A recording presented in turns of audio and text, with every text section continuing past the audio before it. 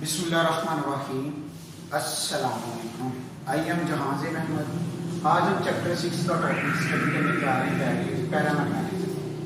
इससे पहले हमने bonding energy, covalent radii, ionic radii, उसके साथ फिर हमने मेल्टिंग और बॉइलिंग पॉइंट को डिस्कस कर चुके हैं। आज हम पढ़ेंगे पैरामैग्नेटिज्म। अब पैरामैग्नेटिज्म, अगर मैं इससे पहले एक बात करता हूँ कि पैरामैग्नेटिज्म हमने चैप्टर 6 अगर भी रिकॉल करें फर्स्ट ईयर के अंदर, तो उधर केमिकल बॉन्डिंग में हमने पढ़ा था कि ऑक्सीजन जो है वो पैरामैग्नेटिक बिहेवियर शो करता है, क्योंकि उसमें मॉलिक्यूलर ऑक्सीजन जो हमारे पास लिक्विड फेस में होता है उसमें दो electrons anti bonding molecular orbital में चले जाते हैं, जिसकी वजह से अनपेयर्ड इलेक्ट्रॉन्स होने की वजह से मैग्नेट उसको अपनी तरफ अट्रैक्ट करता है। अब मैग्नेट उसको अनपेयर्ड इलेक्ट्रॉन्स की वजह से अट्रैक्ट करता था, तो वो इफेक्ट आज हम अगेन इसको देखते हैं कि पैरामैग्नेटिज्म को स्टडी करें तो हमारे पास दो चीजों का हमें फोकस होना चाहिए कि पैरामैग्नेटिक सबस्टेंस क्या होती हैं और साथ में डायामैग्नेटिक सबस्टेंस किनको कहते हैं। उधर अगर आप देखिए तो मैंने अभी जो बात कर रहा था कि ऑक्सीजन के अंदर एंटी बॉन्डिंग मॉलिक्यूलर ऑर्बिटल के अंदर दो इलेक्ट्रॉन जब अनपेयर्ड होते थे तो मैग्नेट उस ऑक्सीजन को अपनी तरफ अट्रैक्ट करता था। तो अब उसको अगर हम लेके चलते हैं तो मैं कहता हूं कि paramagnetic substance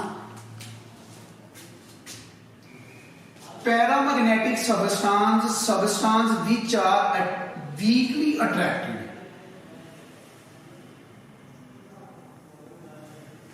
substances which are weakly attracted by a strong magnetic field are called paramagnetism। अब इसको अगर मैं देखूं तो मैं यूं कहूंगा कि इसके अंदर अगर हम देखें डी ऑर्बिटल्स की बात करें तो डी ऑर्बिटल्स के अंदर इलेक्ट्रॉन्स या तो मेरे पास पेयर्ड फॉर्म में होता है या फिर इलेक्ट्रॉन्स अनपेयर्ड फॉर्म के अंदर होता है।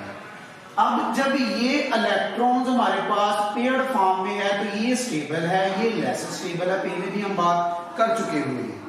लेकिन अगर इसकी बात करें तो जब भी इलेक्ट्रॉन्स मूव करता है या ट्रेवल करता है तो वो अपने इर्द गिर्द मैग्नेटिक फील्ड क्रिएट करता है। उस मैग्नेटिक फील्ड की वजह से वो एटम या एलिमेंट की अगर हम बात करते हैं तो वो मैग्नेट की तरफ अट्रैक्ट होता है। अब अगर मैं बात करता हूं कि ये मेरे पास पेयर्ड में इलेक्ट्रॉन्स है, ये अनपेयर्ड में इलेक्ट्रॉन्स है। अब मैंने अभी बात की कि जब इलेक्ट्रॉन्स मूव करता है या ट्रेवल करता है तो अपने इर्द गिर्द वो मैग्नेटिक फील्ड पैदा करता है, जिसकी वजह से मैग्नेट उसको अपनी तरफ अट्रैक्ट करता है। अब मैं इसका बात करूं तो ये मेरे पास सेम स्पिन में मैं कहता हूं कि ये मैं इसको लिखूंगा +1/2 और ये ऑपोजिट स्पिन में -1/2 लिख रहा हूं। अब इन दोनों की स्पिन ऑपोजिट में है जब हमारे पास इलेक्ट्रॉन पेयर्ड फॉर्म में होता है। अब इसकी स्पिन ऑपोजिट होने की वजह से मैग्नेट इसको क्या अफेक्ट करता है इसके ऊपर। अब देखिए ना, जब एक इलेक्ट्रॉन मैग्नेट को अपनी तरफ अट्रैक्ट करता है तो इसका मैंने साइन लिखा है प्लस में। अब दूसरा जब वो मैं नेगेटिव में लिख रहा हूं, इट मीन वो दूसरा उसके इफेक्ट को कैंसिल करेगा। किस तरह? अब जब ये वाला इसको एक मेरे पास इलेक्ट्रॉन जो है ये जब मैग्नेट अपनी तरफ अट्रैक्ट करता है, एक क्लॉकवाइज के अंदर है, दूसरा एंटी क्लॉकवाइज के अंदर है। अब मैं इसको फिर ये दोनों एक दूसरे के इफेक्ट को कैंसिल करते हैं तो ऑपोजिट स्पिन के अंदर जब इलेक्ट्रॉन्स होते हैं इट मींस पेयर्ड फॉर्म के अंदर, तो मैग्नेट उन पेयर्ड फॉर्म होने की वजह से उस एलिमेंट्स या उस सबस्टेंस को वो क्या करता है, वो फिर उसको रिपेल करता है। तो हम कह देते हैं कि वो उसके इफेक्ट को कैंसिल कर देता है। अब पैरामैग्नेटिक सबस्टेंस की अगर हम बात करें, हम इसमें एलिमेंट नहीं स्टडी करें, हम कहेंगे पैरामैग्नेटिक सबस्टेंस की बात कर रहा हूं कि substance which are weakly attracted by strong magnetic field, जो स्ट्रॉन्ग मैग्नेटिक फील्ड की तरफ वीकली अट्रैक्ट होते हैं, उन सबस्टेंस को हम बोलते हैं पैरामैग्नेटिक सबस्टेंस और इस फिनोमेना को हम बोलते हैं पैरामैग्नेटिज्म। इसी तरह अगर मैं बात करता हूं डायामैग्नेटिक सबस्टेंस की तो मैं कहता हूं substance which are weakly repelled. अब इधर मैंने कहा था कि पैरामैग्नेटिक उसमें होगा जब हमारे पास सिर्फ सिंगल इलेक्ट्रॉन्स होगा। एक इलेक्ट्रॉन की बात करेंगे तो उसके अंदर हम बोलेंगे कि पैरामैग्नेटिज्म अफेक्ट कर रहा है।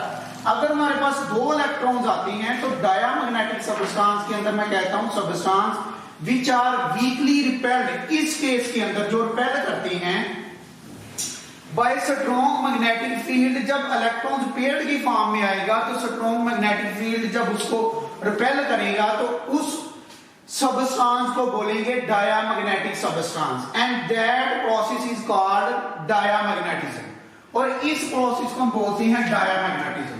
अब इसकी अगर एग्जांपल देखें पैरामैग्नेटिज्म के अंदर तो इसमें मैं देखता हूं मेरे पास है मैंगनीज सल्फेट, आयरन क्लोराइड, निकल क्लोराइड। अब देखें ये जो जिनको मैं सर्कल कर रहा हूं that is transition elements, compound की फॉर्म में पड़े। अब इनको मैग्नेट अपनी तरफ क्यों डायरेक्ट करता है और इनको मैग्नेट अपने क्यों रिपेल करता है, ये हमने अब स्टडी करना। अब देखिए ये मैं लिख रहा हूं जिंक क्लोराइड, ये है स्कैंडियम क्लोराइड। इन दोनों को मैग्नेट रिपेल कर रहा है, जबकि ये जो मैंने तीन कंपाउंड लिखे हैं इसमें मैग्नेट इनको अपनी तरफ अट्रैक्ट करता है।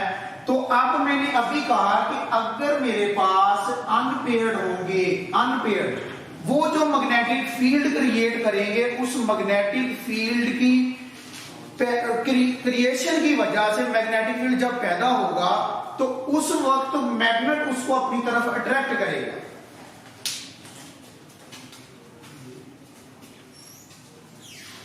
तो इसमें अगर मैं ये अनपेयर्ड की फॉर्म में है तो इसका मतलब ये हुआ कि हमारे पास पेयर्ड की फॉर्म में जब इलेक्ट्रॉन्स होंगे तो मैग्नेट उसके ऊपर कोई अट्रैक्शन नहीं देगा, जबकि अगर मेरे पास अनपेयर्ड होंगे तो वो उसको अट्रैक्ट करेगा।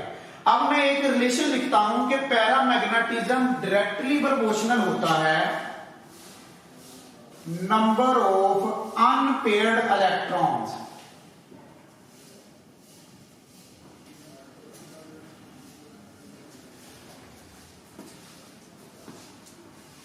कि जिस ट्रांजिशन एलिमेंट्स कंपाउंड की फॉर्म में जो एग्जिस्ट करेगा अगर उसके अंदर जितने नंबर ऑफ अनपेयर्ड इलेक्ट्रॉन्स होंगे पैरामैग्नेटिज्म का इफेक्ट उतना स्ट्रांग होगा। इट मींस वो मैग्नेटिक फील्ड उसको उतना अच्छा अट्रैक्ट करेगा।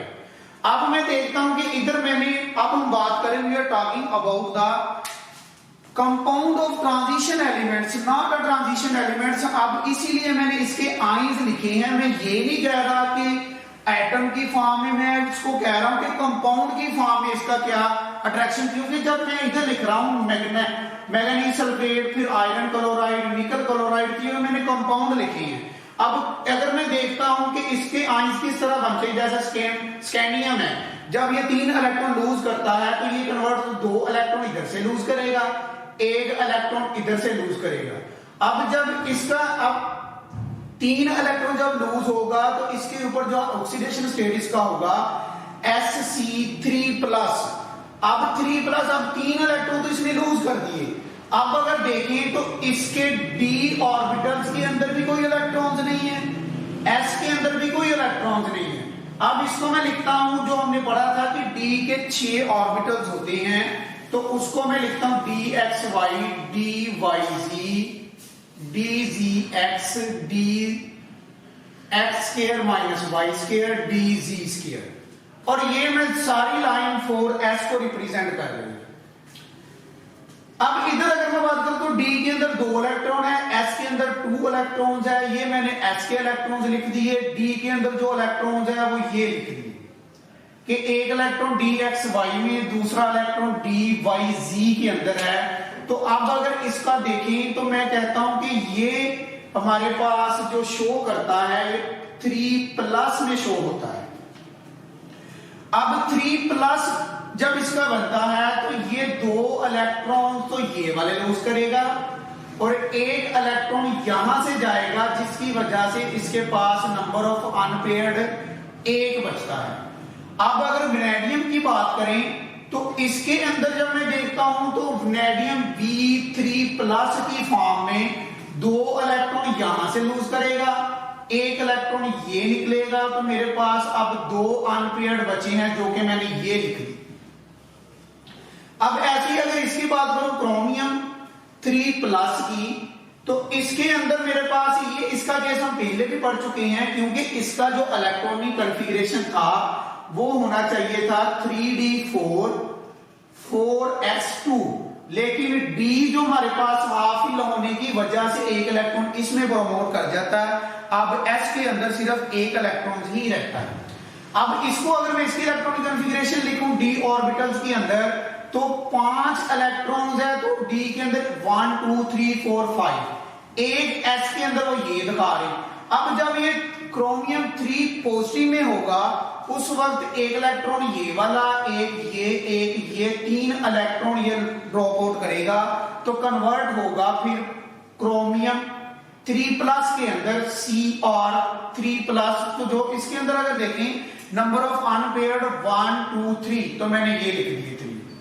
अब ऐसे ही अगर मैंगनीज की बात करें तो इसके अंदर मैंने कहा 5 इलेक्ट्रॉन्स d ऑर्बिटल्स के अंदर 1 2 3 4 5 और s में 2 इलेक्ट्रॉन्स है।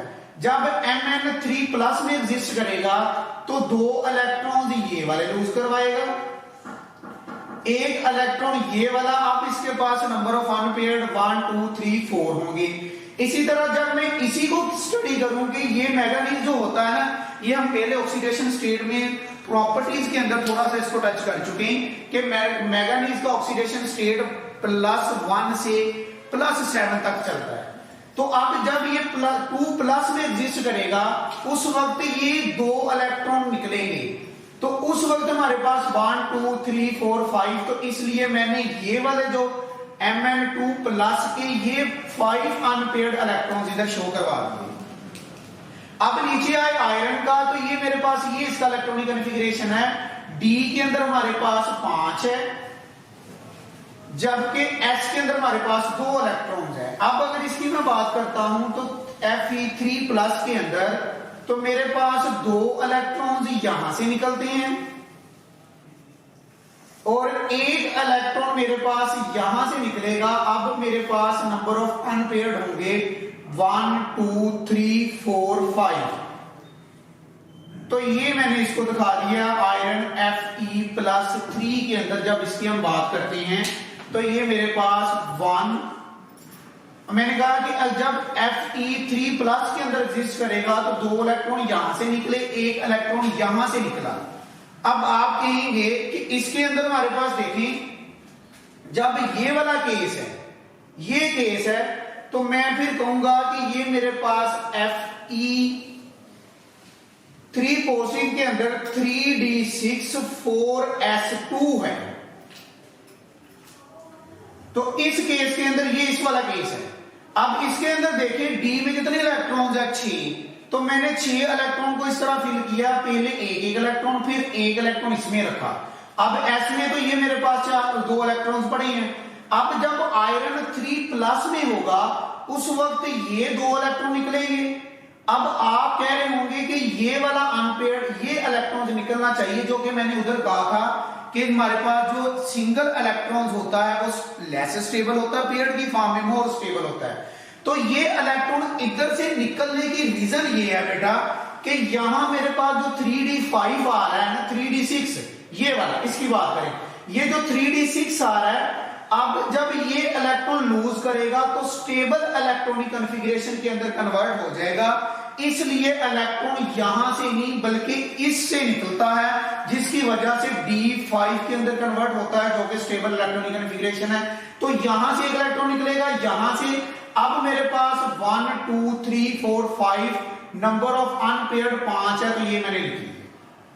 अब ऐसे ही अगर 3d6 4s2 की बात करें तो इधर से 2 इलेक्ट्रॉन्स निकलेंगे ये वाले, जब आयरन 2+ के अंदर एग्जिस्ट करेगा। अब इसमें देखें नंबर ऑफ अनपेयर्ड 1 2 3 4, तो ये 4 मैंने अनपेयर्ड लिख दिए। इसी तरह जब मैं CO2+ को स्टडी करता हूं तो इसका मैंने इलेक्ट्रॉनिक कॉन्फ़िगरेशन यूं लिखा कि 3d7 जो मेरे पास है पहले 5 इलेक्ट्रॉन, फिर एक इसमें, अब इसका 7 कंप्लीट। जबकि 4s2 की बात करें तो 2 इसमें। अब जब ये 2 प्लस में एग्जिस्ट करेगा, 2 इलेक्ट्रॉन यहां से निकलेंगे, एक ये अनपेयर्ड पड़ा, एक ये, तो मैंने लिख दिया नंबर ऑफ अनपेयर्ड जो है इसके पास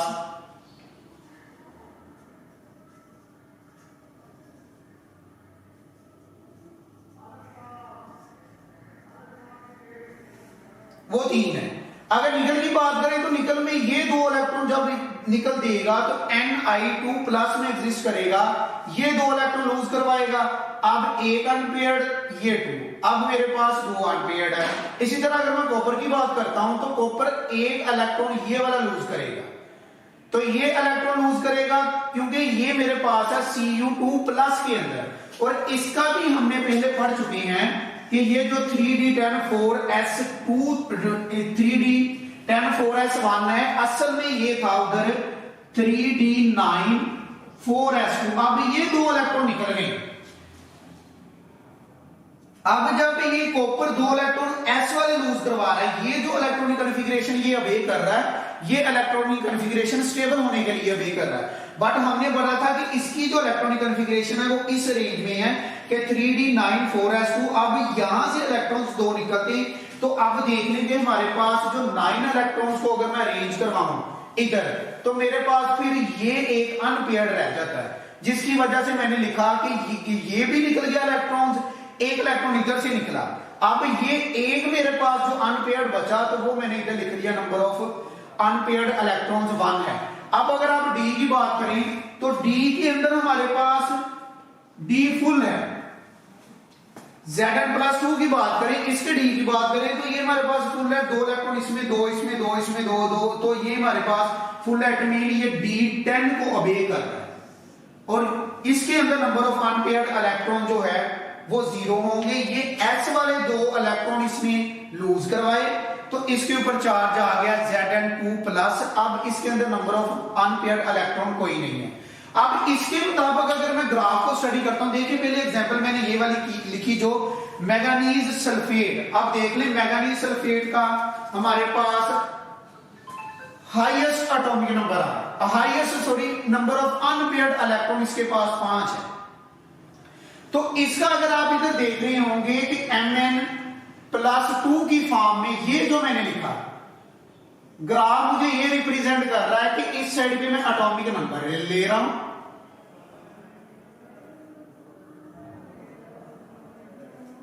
नंबर ऑफ, इस साइड पे हम मैग्नेटिक फील्ड का इफेक्ट देंगे। अब देखें जैसे जैसे number of unpaired electrons increase कर रहे हैं तो मैग्नेटिक फील्ड का इफेक्ट, पैरामैग्नेटिज्म इंक्रीज हो रहा है। अब इसके अंदर यूं देखें कि ये मेरे पास नंबर ऑफ अनपेयर्ड 0, तो ये इधर 0 से स्टार्ट हो रहा है। अब जैसे जैसे मैं ऊपर जाता जा रहा हूं तो मेरे पास इसका पैरामैग्नेटिज्म बिहेवियर इंक्रीज होता जा रहा है। किसकी वजह से? ये देख ले number of unpaired electron increase हो रहे। अब number of unpaired electron increase होने के बाद इधर आके number of unpaired electron extreme position के ऊपर चले जाते हैं। इस केस को हम बोलते हैं, ये एक्सरसाइज के अंदर पूछा हुआ उसने, इस जिधर वो पैरामैग्नेटिक बिहेवियर सबसे ज्यादा हो उसको हम बोलते हैं फेरोमैग्नेटिज्म।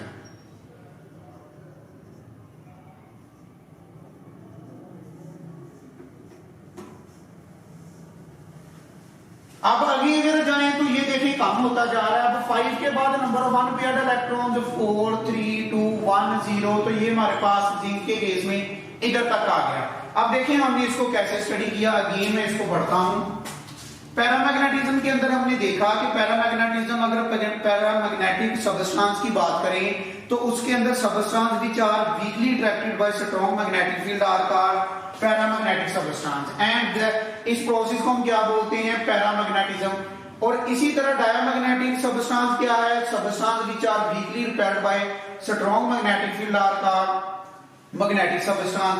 अब इसमें देखिए मैंगनीज के अंदर मैंने लिखा इसके अंदर नंबर ऑफ अनपेयर्ड इलेक्ट्रॉन ज्यादा, तो ये पैरामैग्नेटिक बिहेवियर शो कर रहा है। इसमें देखिए आयरन में नंबर ऑफ अनपेयर्ड इलेक्ट्रॉन्स है, इसमें देखिए निकल के अंदर नंबर ऑफ अनपेयर्ड इलेक्ट्रॉन्स है, इसलिए ये पैरामैग्नेटिक बिहेवियर शो कर रहा है। अगर डायमैग्नेटिक बिहेवियर की बात करें तो इसके अंदर जो मैंने एग्जांपलें दो लिखी थी, जिंक क्लोराइड और स्कैंडियम क्लोराइड, तो जिंक क्लोराइड के अंदर अगर आप देखें तो ये जिंक क्लोराइड के अंदर कोई नंबर ऑफ अनपेयर्ड इलेक्ट्रॉन्स नहीं है, इसलिए इसका बिहेवियर डायमैग्नेटिक होगा। और अगर इसकी बात करें स्कैंडियम क्लोराइड की, स्कैंडियम क्लोराइड में भी आप देख सकते हैं कि नंबर ऑफ अनपेयर्ड इलेक्ट्रॉन 0 है, जिसकी वजह से ये पैरामैग्नेटिज्म बिहेवियर नहीं बल्कि ये डायमैग्नेटिज्म बिहेवियर शो करता है। तो हमने फिर इसको ग्राफ से स्टडी किया कि ग्राफ हमारे पास क्या चीज रिप्रेजेंट करता है। तो ग्राफ में हमें यूं नजर आ रहा है कि अगर हम इसकी बात करें, अब वैसे तो ये पीरियड के अंदर एग्जिस्ट करती हैं, अब पीरियड में मैं कह रहा हूं कि अगर मैं लेफ्ट से राइट की तरफ मूव कर रहा हूं, पीरियड के अंदर जब मैं लेफ्ट से राइट की तरफ मूव कर रहा हूं तो पैरामैग्नेटिज्म बिहेवियर इंक्रीज हो रहा है,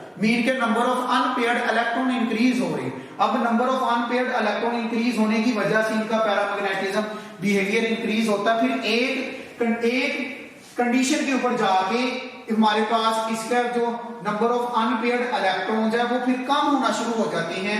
अब वो केस मैंगनीज से नीचे का है। अब मैंगनीज का